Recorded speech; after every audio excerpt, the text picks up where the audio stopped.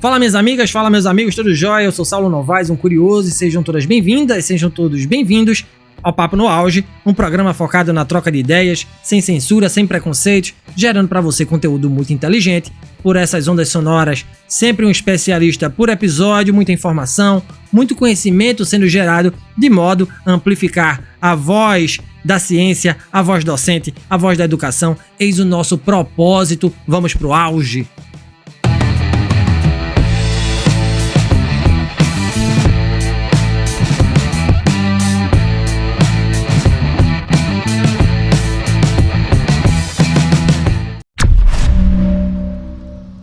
A educação é considerada um direito humano fundamental, motor do desenvolvimento sustentável e tem a responsabilidade de formar mentes críticas para momentos críticos. E é pautado nisso que o podcast Papo no Auge existe.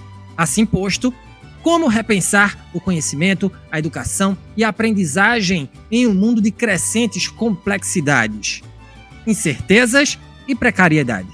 Quem nos responde é a melhor professora da América Latina e do Caribe de 2015, eleita pelo Banco Interamericano de Desenvolvimento e uma das finalistas do Global Teacher Prize em 2015 e 2016, prêmio este considerado o Nobel da Educação, concedido pela Fundação Varkey da Inglaterra. Convido a este Papo no Auge a professora mexicana Elisa Guerra. A professora Elisa é licenciada em Educação Pré-Escolar e mestra em Estudos Especializados de Educação pela Universidade de Harvard e mestra também em Educação com especialidade em Processos de Ensino-Aprendizagem pelo Instituto Tecnológico de Estudos Superiores de Monterrey, no México.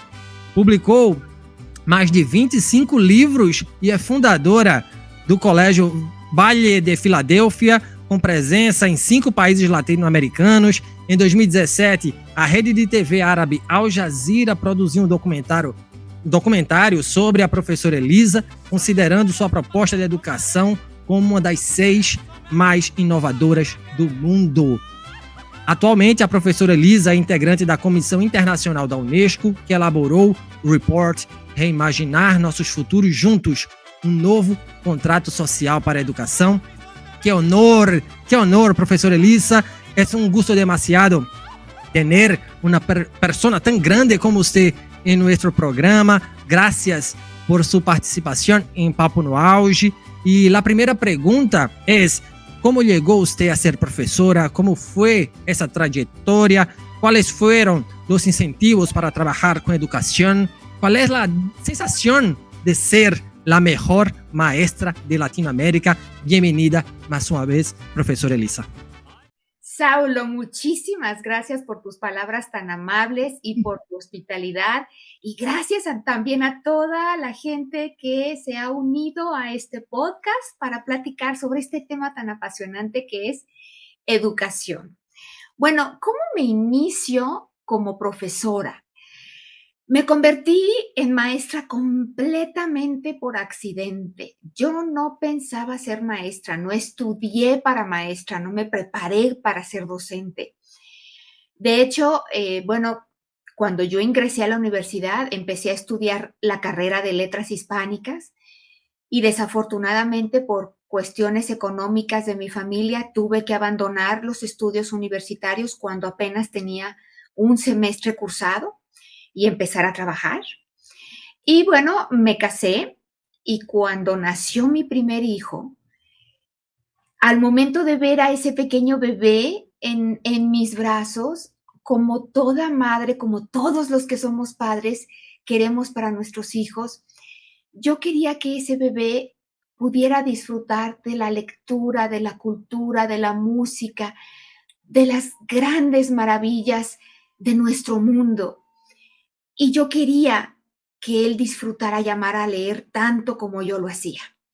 Entonces comencé a investigar desde que él era muy chiquitito porque yo quería prepararme para adentrarlo al mundo de las letras, para animarlo a que pudiera reconocer en cada libro a ese amigo que te susurra al oído.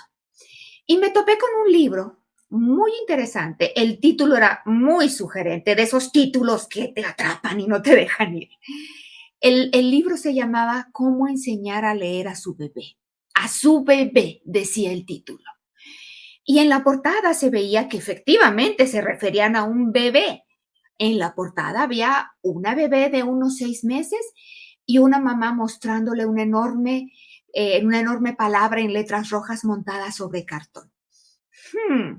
Me llamó mucho la atención el libro, lo compré, me lo bebí, me pareció bastante congruente todo lo que yo escuchaba, todo lo que yo leía en este libro.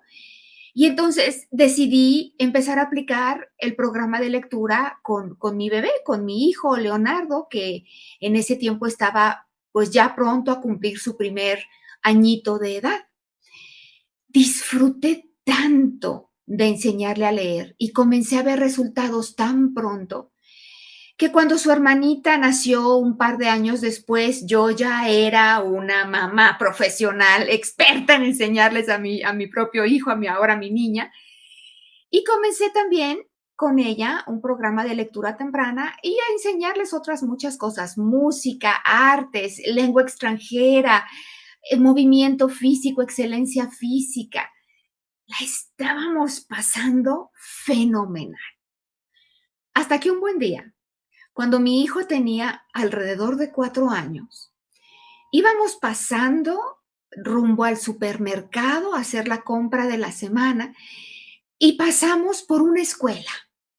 Y desde afuera de la escuela, al otro lado de la reja de la escuela, se alcanzaba a ver el patio de recreo lleno de niños con el griterío, la algarabía de los chiquillos como si fuera una fiesta.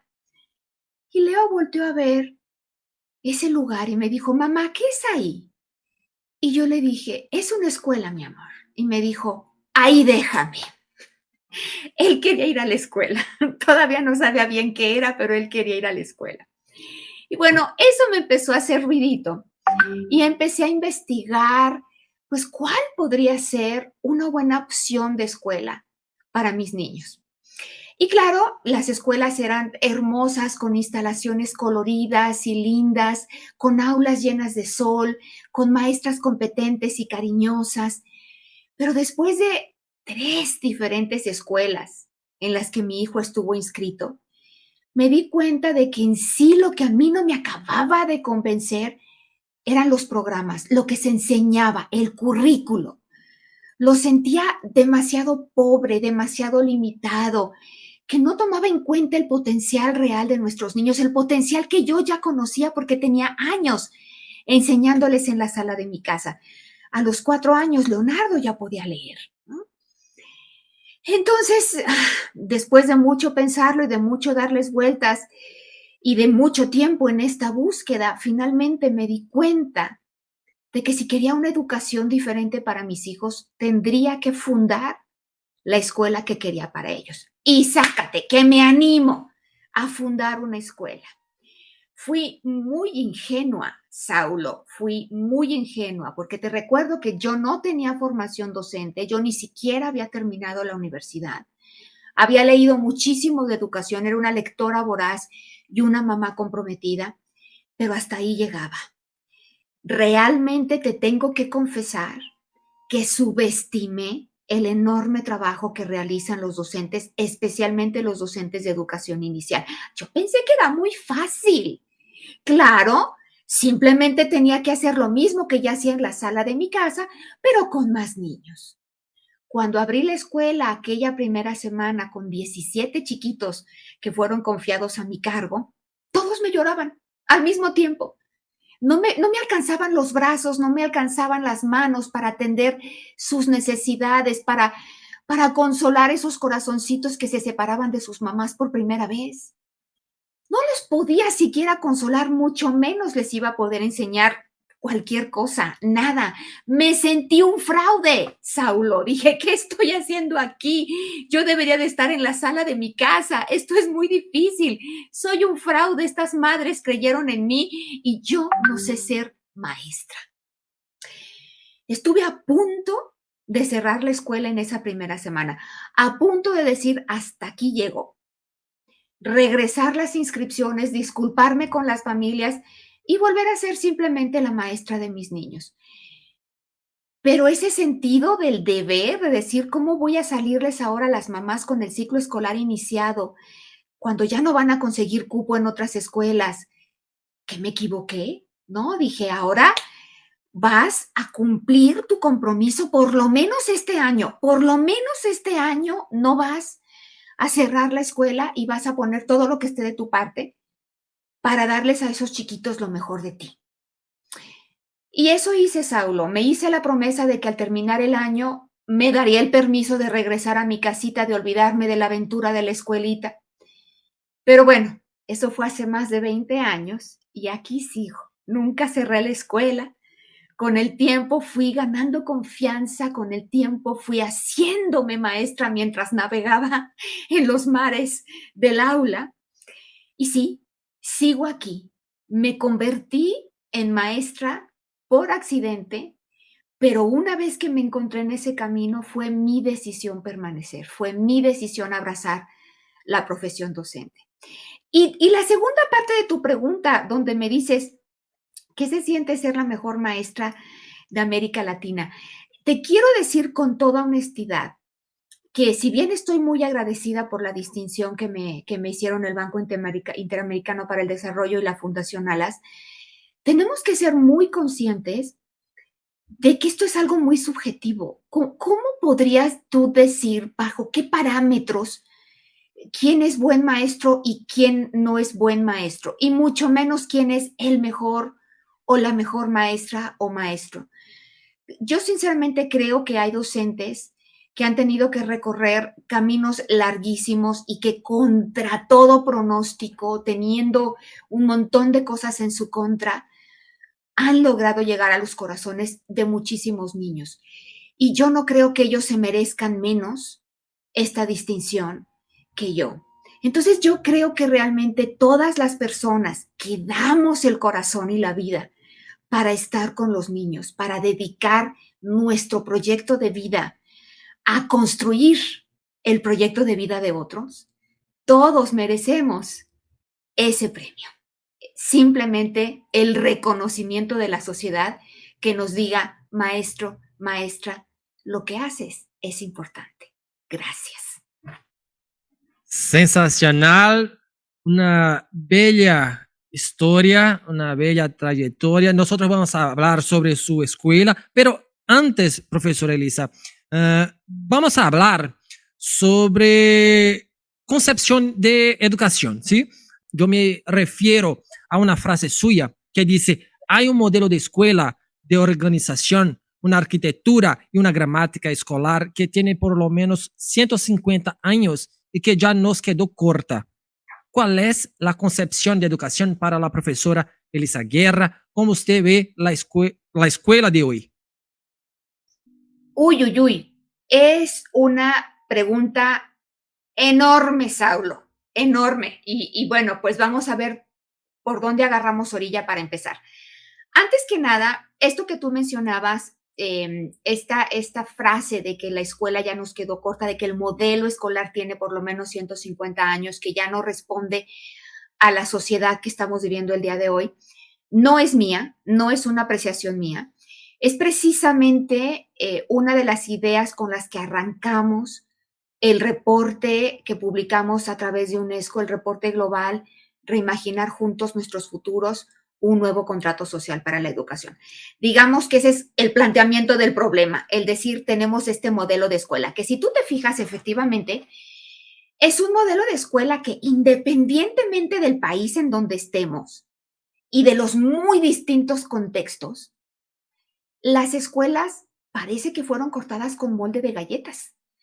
Son muy similares entre sí. Hay honrosas excepciones, pero son muy pocas. Fíjate cómo las escuelas normalmente están organizadas, son un conjunto de aulas, muchas veces alrededor de un patio o de espacios comunes, con las ventanas altas para que los niños no se distraigan, con mesabancos todos que están volteando hacia donde está el docente, hacia el frente del aula, hacia el pizarrón. Y no solo la arquitectura de la escuela es muy similar en todo el mundo. También la organización de la escuela. Vivimos regidos por la campana escolar, la que nos marca los pedacitos de día y cómo los tenemos que organizar, por el libro de texto y el programa que nos dicen exactamente qué tenemos que enseñar, cuándo tenemos que enseñarlo, cómo tenemos que enseñarlo, que nos anima a tener grupos lo más homogéneos que se pueda, que los niños vayan exactamente en la misma página del libro, que hayan memorizado exactamente la misma lección. Es realmente el molde de galletas a todo lo que da, ¿no? Reproducimos las escuelas con molde de galletas y queremos también de la misma manera reproducir a los estudiantes. Y tenemos hasta un mismo perfil de egreso, ¿no? Y queremos ajustar a nuestros niños a que den a ese perfil de egreso. Y la cosa es que, bueno, finalmente una de las principales propuestas del reporte que publicamos en UNESCO es abrirnos a la posibilidad de que la galleta, de que la escuela en sí puede tener muchas formas, ¿no? De que no necesitamos un solo molde. Y de la misma manera, no necesitamos un solo perfil de egreso, porque los futuros de nuestros niños, en plural, futuros, son igualmente diversos, que tenemos que dejar ir esa idea de que este es el modelo del muchacho ideal que tiene que salir de la escuela con A, B, C, como si fuera una lista de revisión de un auto que acaba de salir de una fábrica, ¿no? Este es nuestro control de calidad para saber si estamos haciendo las cosas bien o no. ¿Por qué no animarnos a ver los futuros de la educación en plural y los futuros de nuestros estudiantes en plural? Futuros que no se van a ver iguales, pero que deben de ser, por supuesto, buenos futuros. Futuros felices, futuros sustentables, futuros deseables, futuros que cualquiera de nosotros podríamos aspirar a tenerlos, pero no un solo futuro, una multiplicidad de futuros. Y entonces, haciendo ingeniería a la inversa, si queremos diversidad de futuros, ¿cómo tendría que ser la escuela para preparar a los muchachos para esta diversidad que ya tenemos presente el día de hoy? Tú lo decías al principio del programa, es un mundo increíblemente complejo, con un montón de incertidumbres, que un buen día nos cae una pandemia y nos cierra el mundo por más de 2 años. Otro buen día, bueno, no buen día, otro mal día, comienza una guerra. ¿Y cuántas otras guerras hay que simplemente van agonizando estas poblaciones mientras el resto del mundo sigue su curso? ¿Cómo vamos con la cuestión de los recursos naturales? ¿Estamos caminando un camino que eventualmente no tendrá marcha atrás? Todas estas preguntas ya están. Entonces, haciendo ingeniería a la inversa, ¿cómo concebir una escuela que pueda dar cabida a todos estos futuros y a todos estos problemas, ¿no? Entonces, pues bueno, yo no te podría decir la escuela tiene que ser así, porque lo único que estaría haciendo, querido Saulo, sería sustituir un molde de galletas por otro molde de galletas, ¿no? El propósito del reporte no es decir, así no es la escuela, así debería de ser la escuela. El propósito del proyecto, del reporte de los futuros de la educación, es que todos en comunidad, en sociedad, padres, docentes, estudiantes, integrantes de la sociedad civil, por supuesto, los estados, los gobiernos, podamos atrevernos a reimaginar la educación y decir, a ver, de todas las cosas que hacemos a nosotros, a nuestra comunidad, ¿qué cosas deberíamos de seguir haciendo? Porque debe de haber cosas muy buenas que no tenemos por qué tirar. Eso de tirar a la basura cada sexenio o cada periodo gubernamental, todo lo que vino antes, que pues es una anatema tremenda, ¿no? ¿Qué cosas deberíamos de seguir haciendo? ¿Qué cosas son buenas? ¿Qué cosas de plano hay que dejar ir sin llorarles? Listo, cortar el cordón umbilical y dejarlas morir. ¿Y qué otras cosas deberíamos de reinventar de manera creativa? Que digamos que están bien, pero les hace falta una remodeladita por acá, ¿no? Una sacudidita. Y esas respuestas no van a ser las mismas en todos los contextos, en todos los países, ni siquiera en todas las escuelas de un mismo país o de un mismo estado. Yo creo que uno de los principales aportes del reporte de UNESCO es atrevernos a abrazar la diversidad y atrevernos a decir un solo modelo de escuela no debería de ser. Ahora, tampoco podemos dejar las ideas en el aire, ¿no? Tampoco podemos decir solamente, pues que cada comunidad construya su escuela como mejor le parezca y que no haya molde, porque entonces aquello pues es caótico. Tenemos que tener ciertos derroteros, ciertas ideas que nos ayuden a modelar esa escuela. Y el reporte de UNESCO ofrece precisamente eso, tiene capítulos muy bien punteados. En un capítulo se habla del rol de los docentes, en otro capítulo se habla de las escuelas, su arquitectura, su organización. En otro capítulo se habla de los currículos, las cosas que están aprendiendo los niños, ¿no? ¿Quién los decide? Deberíamos de incluir algunas cosas, deberíamos de dejar ir algunas otras, ¿no? Entonces, es un montón de información que principalmente cuestiona muchas de las cosas que ya hacemos y ofrece algunos principios para la acción y para la práctica.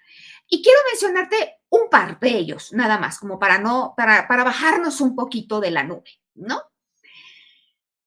Los que somos docentes, durante mucho tiempo, pues se piensa que si eres un buen docente, bueno, el buen docente es el que tiene a su grupo muy calladito, muy bien sentaditos, todos con la espalda derechita. Si abres los cuadernos de esos niños, todos tienen una letra preciosa, ninguno va atrás, todos cumplen con sus tareas, ¿no? Si pasa la directora durante la mañana de trabajo, ese salón parece un sepulcro de tan silencioso que es, ¿no? Y eso se ha convertido, digamos que, en la evidencia del buen docente. El buen docente es el que tiene buen control de grupo, ¿no? Hasta le llamamos control de grupo. Pero, queridos, imagínense ustedes un panal de abejas. Cuando las abejas están ocupadas haciendo miel, están zumbando, se están moviendo, están volando, están trabajando. Si un panal de abejas no suena, ese panal está muerto o está vacío, ¿no? Yo me preocupo cuando un salón de clases no suena. Porque, bueno, ni está vacío, ni está muerto, pero yo creo que cada niño simplemente aprendió a hacer lo que le pedían, pero su mente está en otro lado. ¿Por qué no animarnos a permitir el movimiento en nuestros salones de clases? Incluso trascender los salones de clases. No necesariamente tenemos que estar sentados todo el día en el aula. De hecho, eso es, y lo sabemos, va en contra de la pedagogía, va en contra de lo que las neurociencias nos dicen de cómo crecemos, ¿no? Un cuerpo que está quieto demasiado tiempo es un cerebro que no se está oxigenando. Un cuerpo que no se está moviendo es un cerebro que no está aprendiendo. Entonces, de entrada, esa es una de las cosas que yo quisiera replantear. Y la otra, porque te dije que te iba a platicar dos. Fíjate que desde antes de la pandemia ya teníamos una crisis global del aprendizaje, ¿no? Esta crisis que fue identificada por UNESCO, por el Banco Mundial, ya desde por ahí 2014, y esta crisis que, por supuesto, con la pandemia se ha hecho todavía, pues, más grave. Antes de la pandemia, la mitad de nuestros niños de 10 años en nuestras regiones latinoamericanas no podían comprender un texto simple cuando lo leían, ¿no? Podían descifrar el texto, pero no les preguntes qué leyeron porque no tenían idea qué era lo que acababan de leer. Y bueno, el examen PISA de la Organización para la Cooperación y Desarrollo Económicos, este examen que se hace a los chicos de 15 años para medir su aprovechamiento académico, pues nos arroja que también, todavía a los 15 años, también en nuestra región de Latinoamérica, los chicos siguen en niveles muy bajos de comprensión de la lectura. Entonces, mi postulado es el siguiente. Estos chicos están en la escuela. Y han estado en la escuela muchos de ellos por años. Y sin embargo, algo está pasando que cumplen 10 años y cumplen 15 y no pueden leer con comprensión. Me atrevo a sugerir que algo estamos haciendo mal, que nuestros sistemas escolares han sido relativamente buenos para alfabetizar, pero a juzgar por los resultados, pues hemos sido un rotundo fracaso en crear lectores. Y lo que tú decías al principio, Saulo, en este mundo cambiante y complejo, donde no sabemos de un día para otro cómo van a cambiar las circunstancias y donde nos vamos a tener que estar moviendo para subsistir, la única manera es ser aprendientes de por vida. Y si queremos aprendientes de por vida, necesitamos lectores de por vida. No hay de otra. Entonces, esas son dos de las cosas que yo quisiera replantear con respecto a la escuela el día de hoy. Muy bueno, muy bueno. Un habla muy potente, profesora, un habla muy potente y le agradezco más una vez por sus palabras aquí en nuestro programa. Usted creó el Colegio Valle de Filadelfia, que está en 5 países latinoamericanos. ¿Cuál es lo diferente en su propuesta pedagógica? ¡Ay, el colegito, el colegito!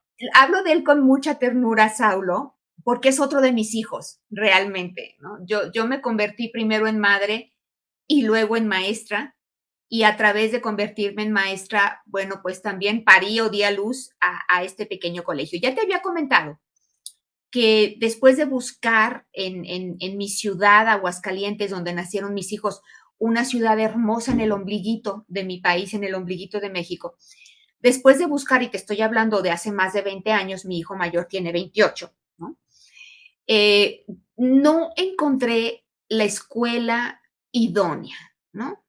Es más, las escuelas ni siquiera se acercaban a lo que yo quería para mis hijos. Ya te comenté que había muchas cosas muy lindas, pero que principalmente la parte del contenido académico, de lo que los chicos aprendían, era lo que me parecía que dejaba mucho que desear. Entonces, básicamente, empecé a trabajar en la escuela con el preescolar, con el nivel preescolar, los niños menores de 6 años. ¿Y en qué? Pues sí, ¿en qué se basaba nuestra propuesta en ese entonces? Todavía el día de hoy, por supuesto, pero ya extendida porque ahora abarcamos hasta la educación secundaria, hasta chicos de 9º grado. En asegurarnos de que los niños aprendieran a leer de manera gozosa, de manera feliz, de manera respetuosa y de manera temprana, para no tener el problema del que te estaba hablando hace unos minutos, ¿no? De la crisis global del aprendizaje, que es una crisis de lectura, ¿no? ¿Por qué de manera temprana? Porque antes de los 6 años de vida tenemos la génesis del genio, según decía Glendoman. En los primeros 6 años de vida, el cerebro humano es increíblemente plástico y sensible a los estímulos y oportunidades del medio ambiente. Y estos 6 años, en mi muy humilde opinión, muchas veces en la escuela tradicional se desperdiciaban haciendo bolitas y palitos, ¿no?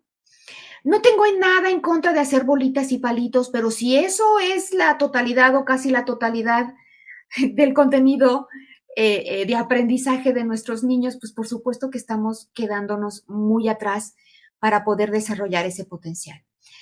¿Qué es lo que hacemos? Enriquecemos al mayor grado posible el ambiente donde crecen nuestros niños. Con lectura temprana, pero también con idioma extranjero, ¿no? No solamente la lengua materna, sino en nuestro caso inglés y francés. Música, que es increíblemente importante. Tenemos un programa de apreciación musical donde los chiquitos, desde los 2 añitos que llegan con nosotros, comienzan a escuchar las grandes obras de los maestros de la música clásica. Igualmente conocen las grandes obras maestras de los pintores y pintoras de todos los tiempos. La excelencia física, el movimiento que tan importante es, decíamos hace ratito, es una parte integral de nuestro programa.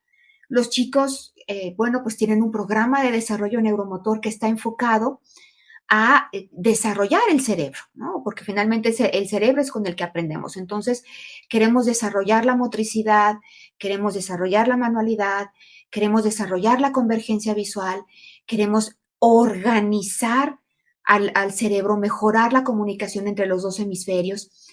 Y bueno, pues todo este es un programa, por supuesto, muy amplio, pero que puede fácilmente coexistir con todas esas cosas del preescolar que recordamos con mucho cariño, el tiempo del juego, el tiempo del canto, de bailar, de disfrutar.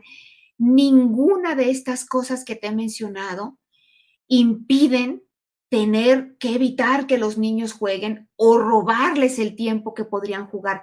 Al contrario, son dos cosas que lejos de ser mutuamente excluyentes, se ayudan la una a la otra, porque finalmente el aprendizaje es el juego más emocionante que existe. Y bueno, conforme los chicos van creciendo, vamos añadiendo algunas otras cosas, la tecnología, las etimologías grecolatinas, ¿no?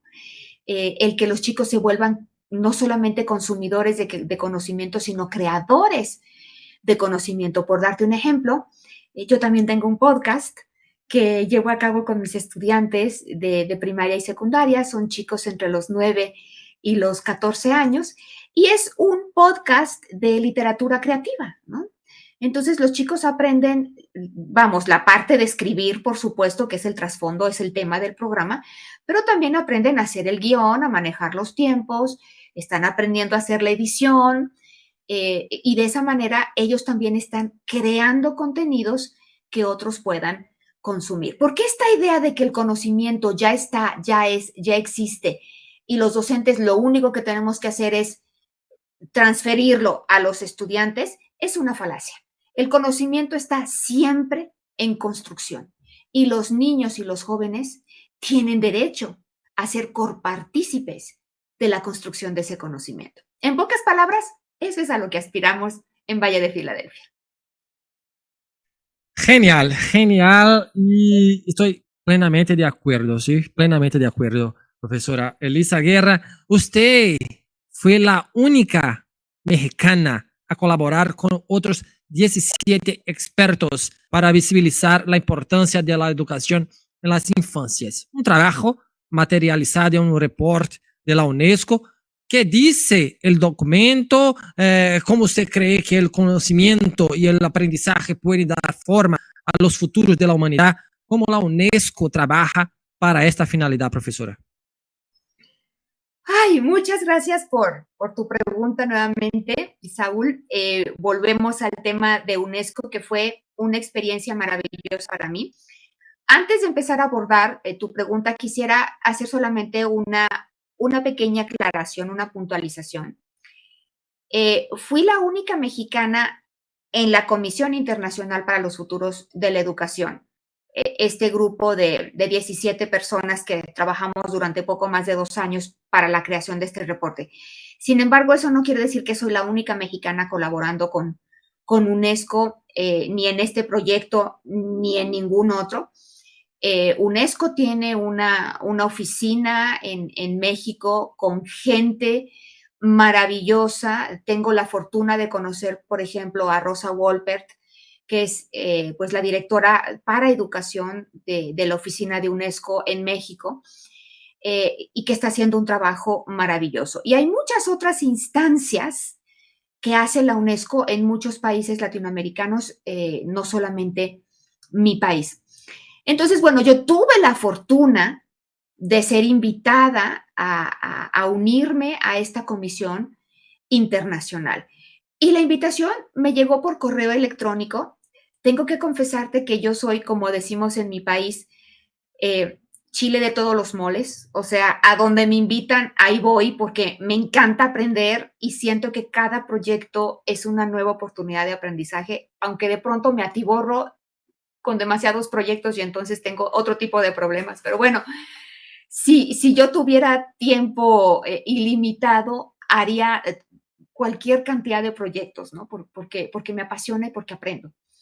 Cuando me llegó la invitación de UNESCO, yo no había todavía captado la dimensión de la propuesta y del programa. Ya había dicho que sí, pero todavía ni siquiera sabía realmente la magnitud del proyecto.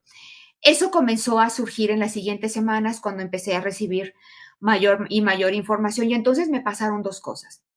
Por un lado, me emocioné muchísimo porque dije, wow, esta es una oportunidad de aprender y de aportar, ¿no? de aprender mucho y de aportar ideas para realmente buscar impactar la educación de manera que pueda servir mejor a nuestros niños y jóvenes. Y por otro lado, me aterroricé, Saulo, me entró un terror tremendo, porque te cuento que en esa comisión, pues había, para entrar, 2 presidentas, una de ellas en funciones, la presidenta Saleh Worksud, que es presidenta en funciones de Etiopía y que también fue presidenta de nuestra comisión, y Vaira Vike-Fribeka, quien fue 2 veces presidenta de Letonia, una mujer maravillosa de la que aprendí muchísimo, tuve la fortuna de trabajar muy cerquita de ella en un subcomité que formamos junto con Fernando Reimers. Y bueno, además de estas 2 grandes mujeres, caray, profesores de las mejores universidades del mundo, escritores, antropólogos, economistas, hombres de negocio, activistas por los derechos humanos, activistas por los derechos indígenas. Uf, realmente una cosa impactante en cuanto a la gente con la que me iba a tocar trabajar. Y yo, una mamá que se convirtió en maestra, una maestra de educación básica, quiero decirte que la verdad me sentí en un principio muy intimidada, pues por el tamaño de la gente con la que me había tocado trabajar, ¿no? Y muy insegura también, porque yo decía, yo voy a abrir la boca y voy a decir cualquier cantidad de barbaridades. Entonces, me costó trabajo, pero poco a poco fui diciendo, ok, si estoy aquí es porque algo puedo aportar. Y lo puedo aportar a lo mejor desde la trinchera de la maestra frente a grupo en el aula, de la mamá en su casa haciendo tareas con sus hijos, que muchas veces estamos pero tan lejos de estos documentos, de estos grandes movimientos sociales en pro de la educación que se hacen a nivel escritorios ministeriales, ¿no? Entonces, fue una experiencia, como ya te comenté, maravillosa en ese sentido. Y mucho de lo que trata el reporte ya te lo comencé a adelantar en las preguntas anteriores. Es un reporte que, si bien no da una receta, abre una primera propuesta para una conversación que continúe. No quisimos que fuera desde un principio un documento de instrucciones para ministerios de educación de los países sobre qué cosas se tenían que hacer, sino algo que abriera el apetito para construir los futuros de la educación. Ha tenido muy buena respuesta el reporte. A partir de su publicación, pues me ha tocado ir por todas partes del mundo hablando de estas propuestas, platicando con docentes, platicando, pues también incluso a niveles ministeriales, sobre cómo podemos aterrizar las ideas, porque las ideas del reporte siguen estando acá arriba. Ahora lo que nos toca a los que vamos leyendo y estudiando el reporte es aterrizarla a la realidad de cada una de nuestras aulas, convertirla en historias que podamos compartir y que puedan inspirar. Y ya hay también muchas instancias de ese tipo. Fernando Reimers, que es profesor de Educación Internacional Comparada en la Universidad de Harvard, coautor, escribimos un librito juntos que se llama Las voces de los árboles, un librito para niños al cual le tengo mucho cariño. Bueno, él ha encabezado cualquier cantidad de proyectos precisamente para aterrizar las ideas del reporte al aula directa, ¿no? Y bueno, pues es un trabajo que apenas comienza. El último reporte antes de este surgió en los años 90 y el que fue anterior a este surgió en los años 70. Así es que son reportes que no van a caducar pronto, ¿no? El verdadero trabajo apenas comienza. Lo hicimos con vistas al 2050. Entonces, bueno, hay mucho por hacer todavía. Sensacional, profesora Elisa. Prosseguindo acá con nosotros, con nuestro programa, nosotros vivimos en una época de grandes transformaciones sociales, tecnológicas, políticas. Cuando hablamos de tecnologías, no podemos dejar de mencionar la cuarta revolución industrial. ¿Cuál es la relación entre este nuevo mundo innovativo y la educación? Lo que esperar de las escuelas del futuro. Ok, bueno, fíjate qué curioso, Saulo. Justo unos años antes de la pandemia, un grupo de docentes amigos, seis en total, y yo, publicamos un libro que se llama precisamente La enseñanza en la cuarta revolución industrial y que tenía que ver con lo que tú estás diciendo ahorita, la relación entre la tecnología y la educación, ¿no? Repito, esto fue antes de la pandemia y bueno, por supuesto que ya desde entonces sonaba todo este tema de que si los robots iban a sustituir a los maestros, que si la tecnología iba a sustituir a los maestros.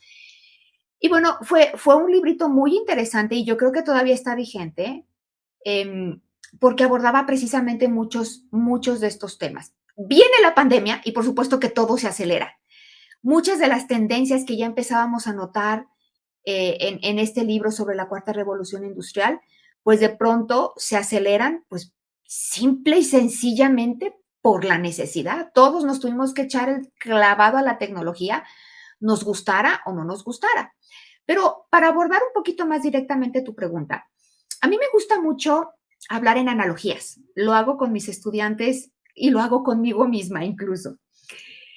Yo siento que esta relación entre tecnología y educación, la veo como si la tecnología y la educación hubieran estado en una relación muy larga de noviazgo, un noviazgo un poco conflictivo, ¿no? Porque de pronto el novio, que era la tecnología, se quería poner un poquito controlador de la educación y la educación le decía, no, espérate, a mí así no me gustan las cosas. Entonces, había ciertos roces entre ellos, pero hay mal que bien iban llevando esta relación cuasi amorosa, ¿no? De pronto, queridos, pues nos cae la pandemia y es como si se hubieran comido la torta antes del recreo, es como que pues ahora los casamos porque los casamos. Matrimonio por conveniencia, porque no nos quedaba de otra. Y entonces, pues bueno, durante la pandemia casamos a la tecnología con la educación, porque no había otra manera. Simple y sencillamente no había otra manera. Y bueno, pues comenzaron, por supuesto, los problemas. Muchos de esos problemas tenían que ver, por supuesto, con la falta de acceso de todos los estudiantes que no tenían acceso a la tecnología, que fue, por supuesto, un problema gravísimo del cual todavía estamos viviendo secuelas. Otro problema fue simplemente que muchos docentes pensaban o pensaron, porque nos faltaba capacitación, pensábamos que simplemente por hacer mi clase frente a una cámara y subirla al internet, ya mi clase era muy tecnológica. Pero no nos dábamos cuenta que las cosas que no funcionaban en el aula desde antes de la pandemia y de la tecnología, no por subirlas a internet, ya iban a funcionar, ¿no? Y que realmente no podríamos decir que eso era educación, eso era, si acaso, distribución de contenidos, ¿no? Subo el contenido a la red y lo distribuyo, pero para poder hablar de aprendizaje tenía que haber una doble vía, un voy y vengo, un te doy y me das, un comparto, un convivo. Y eso nos estaba dando, ¿no? ¿Cuántos maestros no nos sentimos frustrados ante el montonal de cuadritos con las cámaras apagadas, donde no sabías si el muchacho estaba dormido, estaba distraído, estaba haciendo otra cosa o ni siquiera estaba, ¿no? Entonces, todo eso nos llevó, por supuesto, a una crisis matrimonial, podríamos llamarle, entre la tecnología y la educación, ¿no? Casados por conveniencia y en crisis matrimonial. Y a mí lo que me parecería divertido sería que ahora que va pasando, digamos, la parte más álgida de la crisis, pero que ya sabemos que la tecnología llegó para quedarse, ¿no? Que tomemos todos el rol del psicólogo que está haciendo la terapia matrimonial, ¿no? ¿Qué creemos nosotros que deberíamos de hacer para que esta relación funcione? En principio, yo creo que primero viene la pedagogía y luego viene la tecnología. Aquí la analogía no es perfecta. En un matrimonio entre un hombre y una mujer, los dos están en igualdad de derechos, en igualdad de condiciones, los dos son personas, ninguno está por encima del otro. Pero la analogía no es perfecta. En el matrimonio entre educación y tecnología, primero viene la educación. Primero viene la pedagogía y después vendrá la tecnología al servicio de la educación, ¿no? Yo creo que por ahí podemos empezar a resolver la madeja de la crisis matrimonial que han tenido la tecnología y la pedagogía. Y simplemente como para cerrar esta idea, me gustaría decirles a los docentes que todavía escuchan por ahí estos ecos que dicen que la tecnología eventualmente va a sustituir a los docentes, que no, que la pandemia nos vino a confirmar que no, que por lo menos todavía no. Eso sí, según dice Michael Trucano, que es especialista en educación y tecnología del Banco Mundial, y lo decía desde antes de la pandemia, si bien la tecnología no va a sustituir a los docentes que usen tecnología eventualmente van a ir sustituyendo a los docentes que no la utilicen, ¿no? Que es muy diferente, ¿no? Entonces, todos tenemos que estar metidos en este caminito para bien de nuestros estudiantes y para bien también de nuestro desempeño laboral como docentes. Pero habiendo dicho eso, nuevamente rescato la idea. Primero viene la pedagogía y luego viene la tecnología.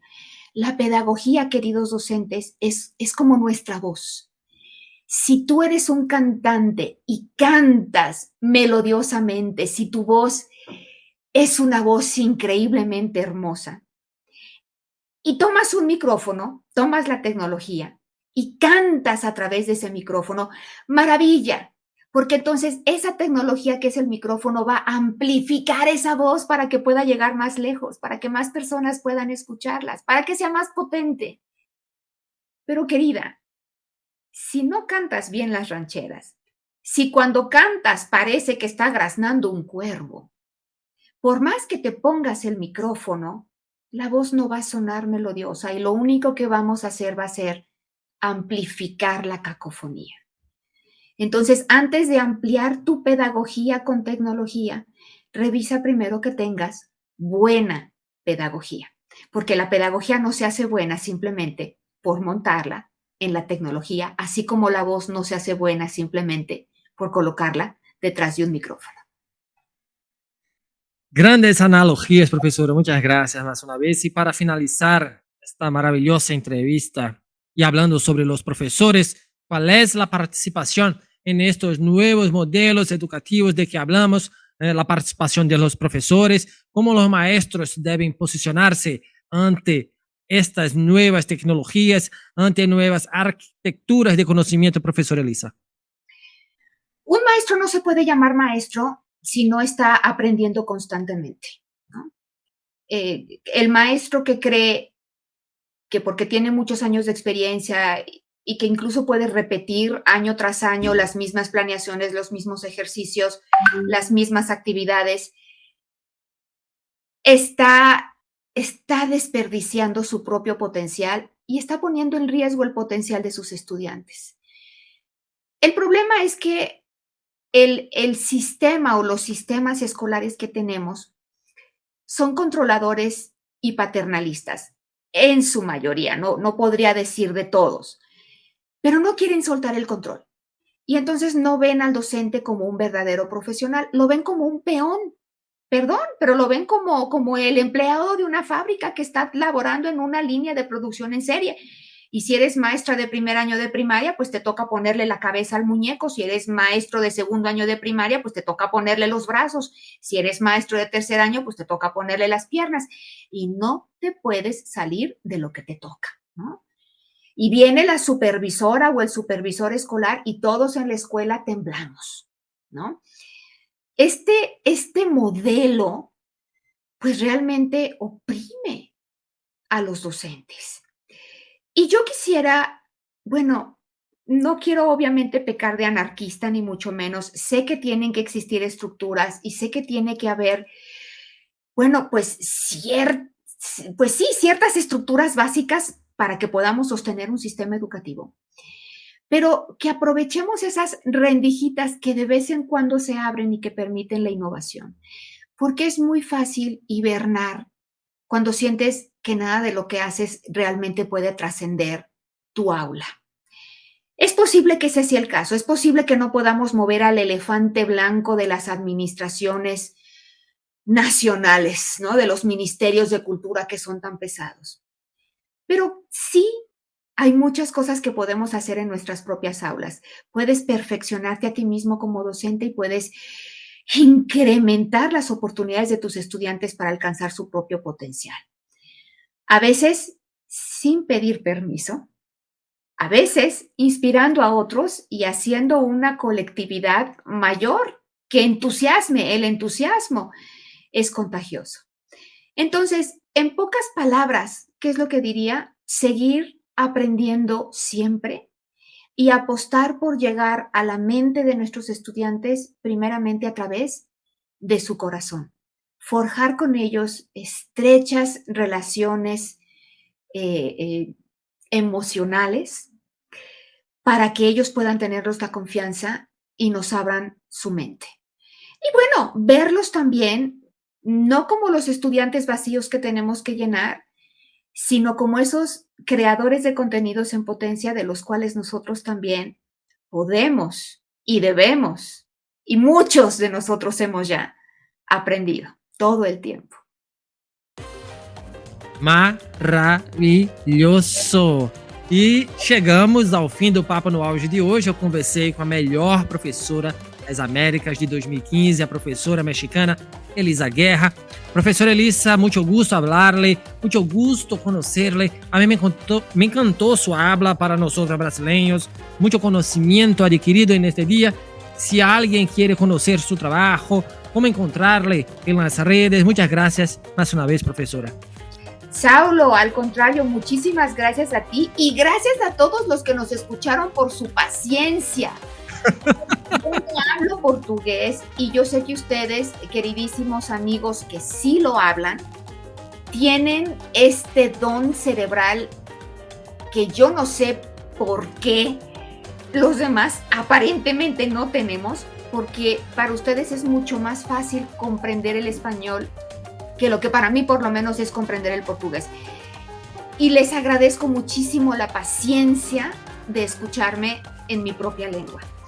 Me encantaría sí que siguiéramos en contacto. Estoy en Facebook, en Instagram, en Twitter, en YouTube y en TikTok y en todas estas redes sociales con el mismo nombre que es @ElisaGuerraCruz. Así me encuentran en todas estas. Así es que no tiene pierde, es muy fácil. Y bueno, ojalá que podamos continuar por allá, por medios sociales, esta conversación, Saulo, que tu enorme amabilidad y hospitalidad nos permitió comenzar el día de hoy en tu podcast. Muchas gracias, profesora. Para nosotros fue un placer enorme. Yo no tengo palabras para agradecerle y por su compartimiento con nosotros. Es mucho conocimiento en una sola persona, entonces a nosotros nos encanta, ¿sí? Muchas gracias, de verdad. Gracias, Saulo, y hasta muy pronto a todos. Hasta pronto, professora.